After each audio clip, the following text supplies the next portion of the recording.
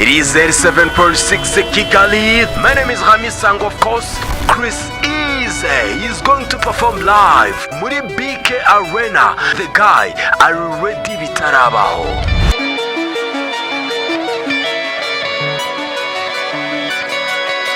Waba umuzi kwitwa Chris Easy, waba uzi indirimbo ze zose, ukaba uzi ibitaramo yagiye akora ndetse na za interview yahaye abanyamakuru, gusa ntabwo uzi imva n'imvano y'ubugenge mu muziki nyarwanda, akaba ageze aha ngaha ari icyamamare tuzi, yaba abakuru, abana, abasore. Jye mwumva ni Cedric, niba utarakanda subscribe ubikore byose tubana mu bintu byacu ku kintu uko bwije.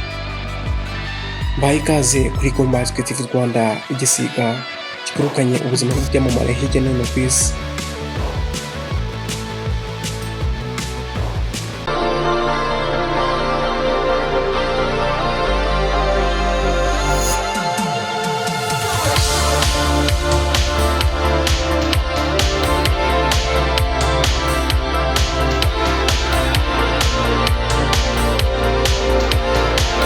Amazina yitwa Christian Rukundo, yavutse mu mwaka wa 2001, arangwa n'urugendo rurerure rwatangiye mu njyana ya hip hop, dore ko umwe mu bahanzi bagezweho mu njyana ya Afrobeat mu Rwanda.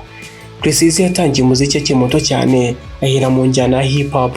Mu mwaka wa 2015 yahishuye ko agitangira yari afite ishyaka ryo kuba umuraperi ukomeye, ndetse agakora indirimbo zitandukanye zirimo zo yahuriyemo n'amatsinda y'abanyempano nka Future Guys, yari ihuriyemo n'abitwa M Easy na Young Easy. Icyo gihe nyine niwe wamufashije amahitiki yo kujya muri studio bwa mbere. Muri urwo rugendo gushakisha izina, Chris Easy yagiye yitabira amarushanwa atandukanye y'abanyempano mu Rwanda. Rimwe mu byamufashije kumenyekana cyane ni irushanwa rya Talent Zone, yaje no kwegukana. Ibi byatumye atangira kugaragara mu maso y'abashinzwe kureberera inyungu z'abahanzi.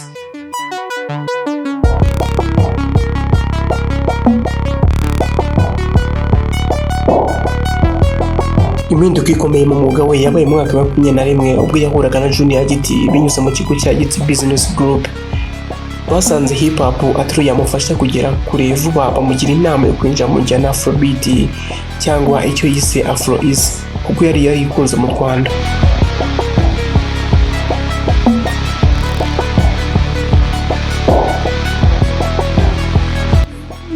Yahise asohora indirimbo yitwa Faster muri Nyakanga 2021, imubera inzira yo kwinjira mu mitima y'abantu neza. Nyuma ya Faster yakurikiranyije izindi ndirimbo zagiye zikora amateka, harimo iyitwa Inana. Iyi ndirimbo yakoze amateka yo kurebwa n'abantu barenga miliyoni mu gihe cy'ibyumweru 2 gusa kuri YouTube. Izindi nk'Amashu, Sekoma na Eteni zakomeje gushimangira ko ari umuhanzi w'indashyikirwa mu gisekuru gisa icyo bakunze kwita Gen Z.